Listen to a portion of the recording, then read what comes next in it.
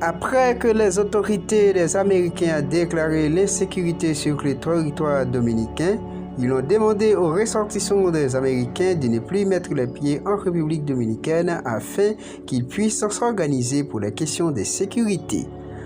En Haïti, le ministre des Affaires étrangères Claude Joseph, après la déclaration des Américains concernant l'insécurité en République dominicaine, a demandé à l'autorité dominicaine de prendre des mesures nécessaires tant sur le plan national et sur le plan international, surtout bilatéral, concernant les deux pays, Haïti et République dominicaine, pour établir une sécurité majeure entre ces deux pays.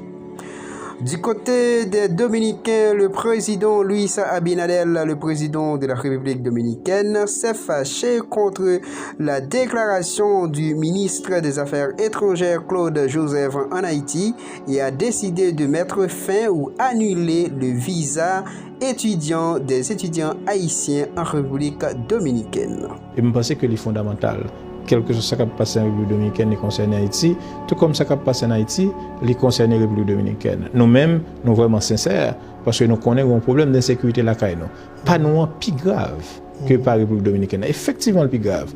Mais au niveau d'insécurité, je dis à gagner un major de l'armée qui mourit sur quoi qu'on soit téléphone. Alors, bonne nouvelle, carrément, je dis à même. C'est-à-dire qu'il y a un problème. S'il faut résoudre ce problème ensemble, puisque si il y a des problèmes graves en Haïti, moi je crois que répercussions sur la République dominicaine est conscient de ça. Nous sommes d'accord sur ce principe-là, mais Haïti n'a pas résoudre le problème là de façon unilatérale. Le Premier ministre n'est pas passé comme porte-parole et il est capable de dire deux pays. Donc, c'est aussi vrai parce que l'île n'a pas un président. En Haïti, nous avons un Premier ministre qui maîtrise bien les relations internationales. N'est-ce pas? En République dominicaine, il y a un président. Il n'est pas le président de l'île. Tout comme le Premier ministre n'est pas le Premier ministre de l'île. Il faut respecter ces principes. Ce sont des principes fondamentaux dans les relations internationales, n'est-ce pas? Donc, à part de ça, et le rapport de bon voisinage entre Haïti et la République dominicaine, écoute, ça va très bien.